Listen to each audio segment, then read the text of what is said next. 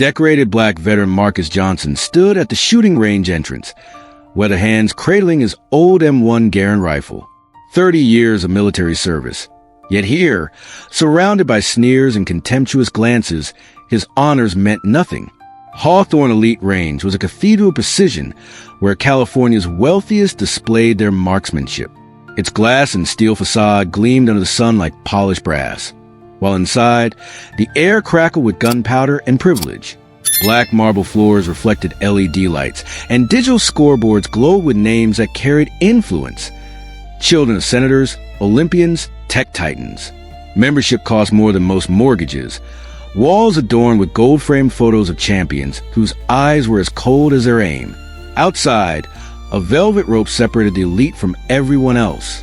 Today, Marcus Johnson stood on the wrong side, his faded military cap and simple attire a stark contrast to the tailored tactical gear streaming past.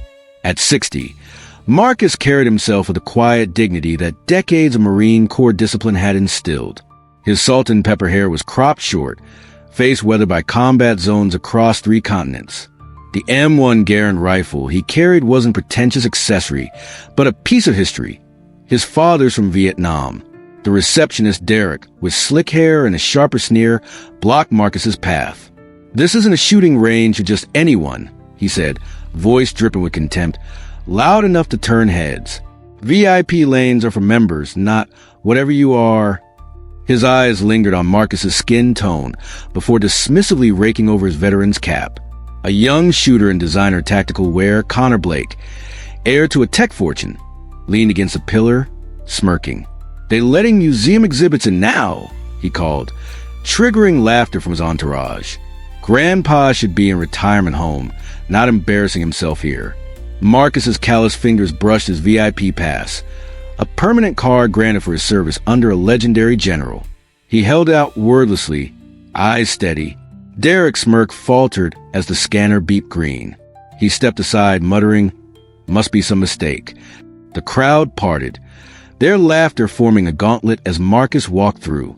As Marcus moved through the lounge, the range's livestream feed transformed into a digital pillory. Phones glowed as members posted in real time, their captions a public execution. "Who let this old-timer in?" Read one, zooming in on his worn boots. "Diversity higher," another posted, "shared by a congressman's son." Vanessa Cole, a championship shooter with custom optics worth more than some cars, raised her voice deliberately loud for the live stream.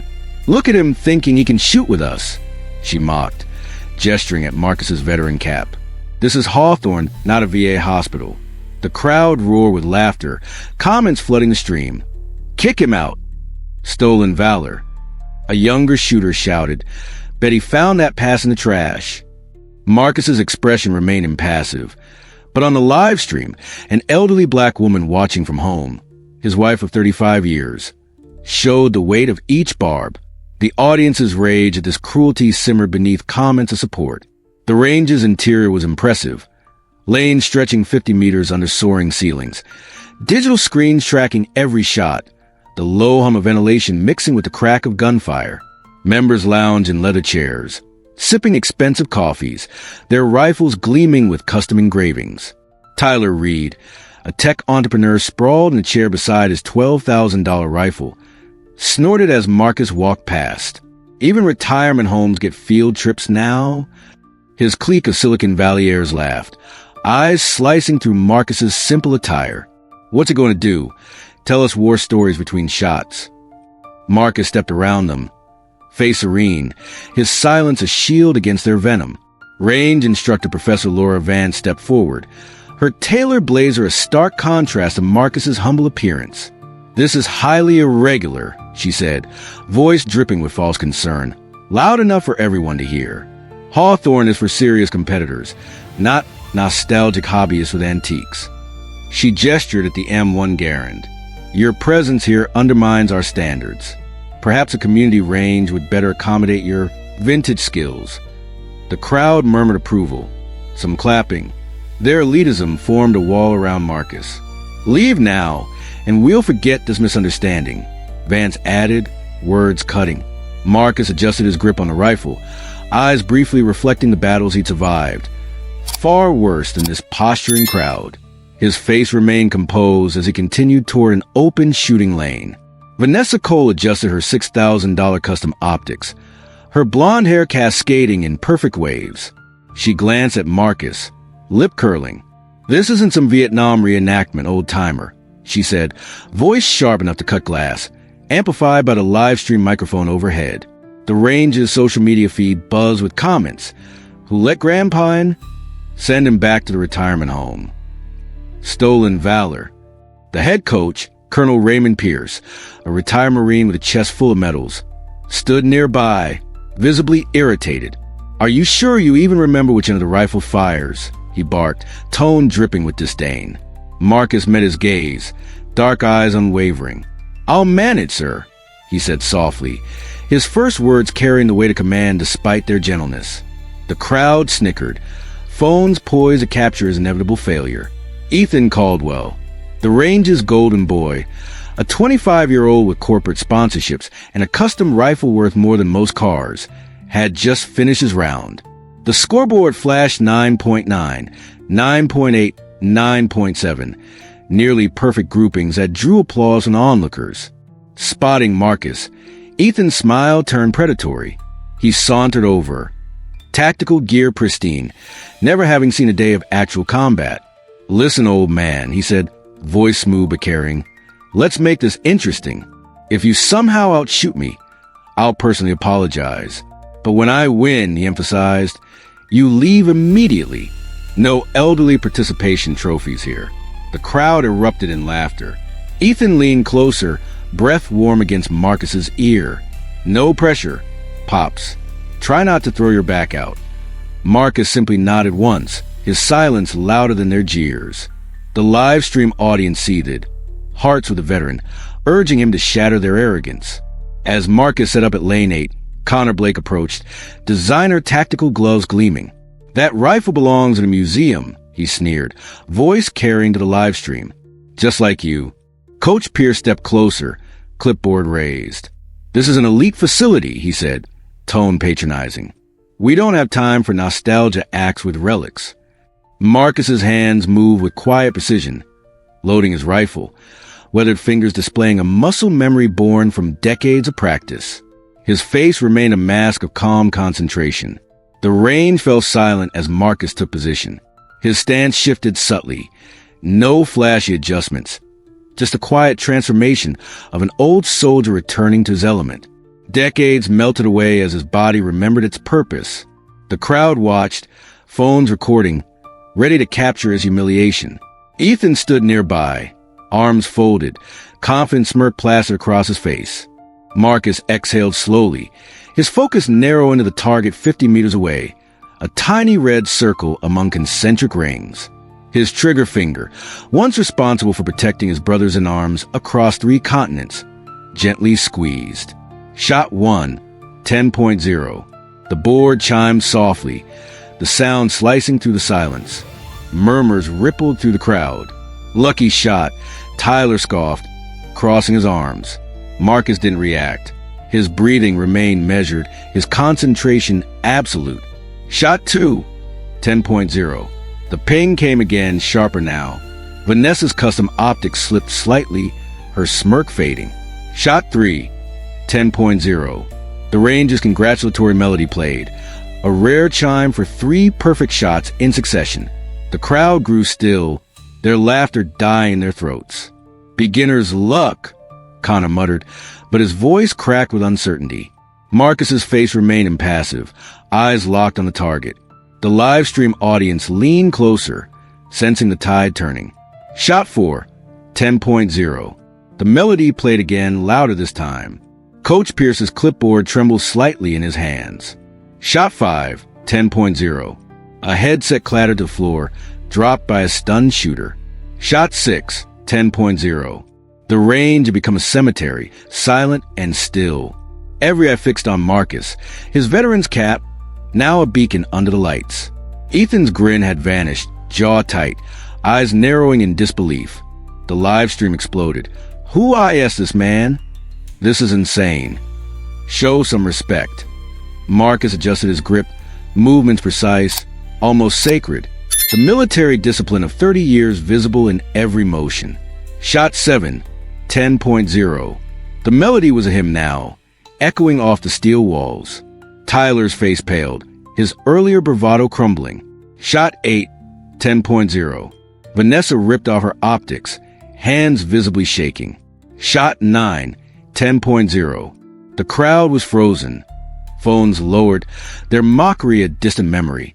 Shot 10, 10.0, dead center, overlapping previous bullets, so perfectly the holes merged into one. The board flashed new facility record, 100.0/100.0, as the system announced. Perfect score, range record broken. Marcus lowered his rifle, breath steady, eyes sweeping the room. For a moment, the only sound was a gentle click as he engaged a safety, a soldier's habit never forgotten.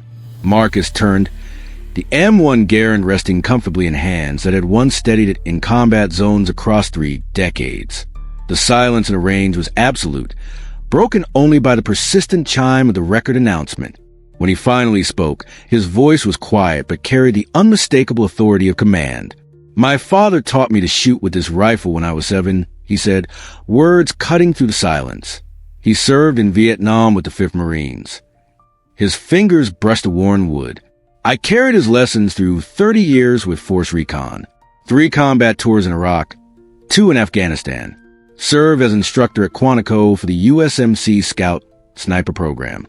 The crowd parted, heads bowing, earlier cruelty now a weight they couldn't shake. Coach Pierce, the ex-Marine who had mocked him earlier, stepped forward. His face had drained of color as recognition dawned. Staff Sergeant Marcus Johnson, he said, voice cracking, Silver Star recipient. "You were at Fallujah." Marcus nodded once, neither pride nor anger in his eyes. Pierce rose to attention, a reflex born of respect, and began to clap. Slow, deliberate strikes that echoed in the stillness. One by one, others joined, the applause swelling into a tide of reckoning. Ethan stood frozen, the reality of who he challenged sinking in.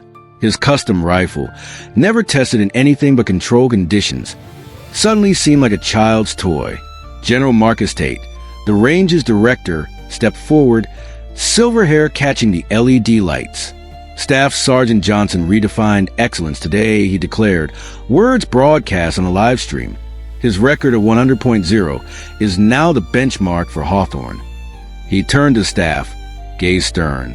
Those who displayed disrespect today, Derek, Professor Vance, face suspension pending review. Standards here are about skill, not status or appearance. The guilty shrank back, arrogance crumbling. Tate raised his hand, unveiling a digital plaque on the main screen. Marcus Johnson, USMC Ret, facility record holder. The live stream audience roared their approval, comments flooding in support. Hashtag Marcus Johnson began trending, a symbol of respect reclaimed. Connor Blake slunk away, his expensive tactical gear, no shield against the whispers. He got owned. Vanessa packed her equipment, her championship suddenly fragile against the weight of real experience.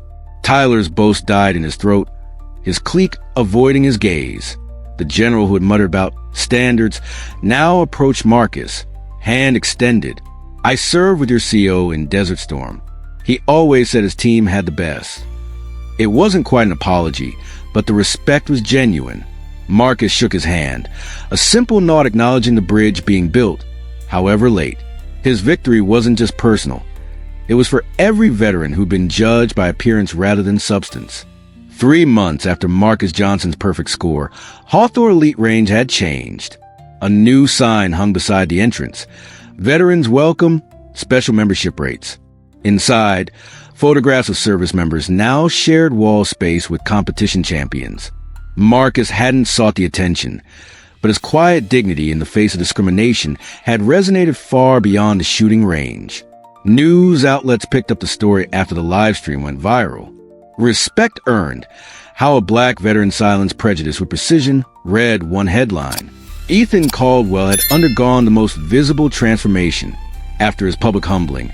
He'd approached Marcus later that day, tactical bravado replaced by genuine humility. "I was wrong," he'd admitted, voice low. I judge you without knowing anything about you. That's not who I want to be." Marcus had studied him, seeing not just privilege but potential.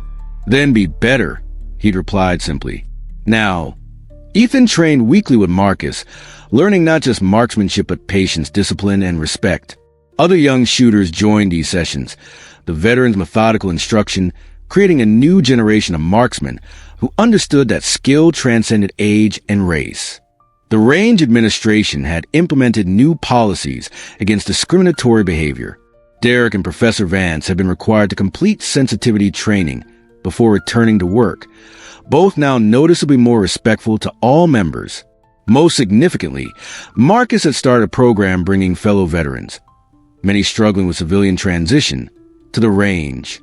The precision and focus of shooting provided therapeutic benefits, while the community offered understanding that only those who'd served could provide.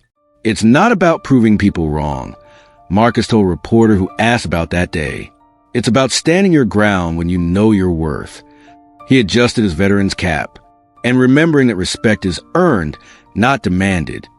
The M1 Garand rifle now rested in a display case at Hawthorne, on loan from Marcus, a reminder that history, experience, and skill deserve recognition, regardless of appearance. Marcus Johnson's story reminds us that behind every veteran's cap and weathered face lies a lifetime of service, sacrifice, and skill that deserves our respect. In a world quick to judge based on appearance, age, or race, his perfect 10 shots spoke volumes about the danger of underestimating others. For veterans watching this, know that your service is valued, your skills remain sharp, and your dignity can never be taken, only surrendered. For civilians, remember that the older man in line at the grocery store, the quiet woman at the bus stop, or the person society has taught you to overlook might possess extraordinary abilities and histories you cannot imagine. Marcus didn't just change the shooting range. He changed perspectives. By standing firm in the face of discrimination, he created ripples that continue to affect lives. Sometimes, the most powerful response to prejudice isn't a shouted argument, but quiet, undeniable excellence. What experiences have you had with veterans being underestimated or disrespected? Have you witnessed moments where someone silenced critics not with words, but with actions? Share your stories in the comments below. Let's build a community of respect for those who've served. Remember, it takes courage to serve your country, but it also takes courage to face discrimination with dignity. If this story touched you, please share with others who might need to hear that excellence doesn't diminish with age and honor doesn't depend on uniform. Subscribe for more stories that challenge perceptions and celebrate unsung heroes. The best tribute we can pay to veterans like Marcus is ensuring their experiences are recognized and respected.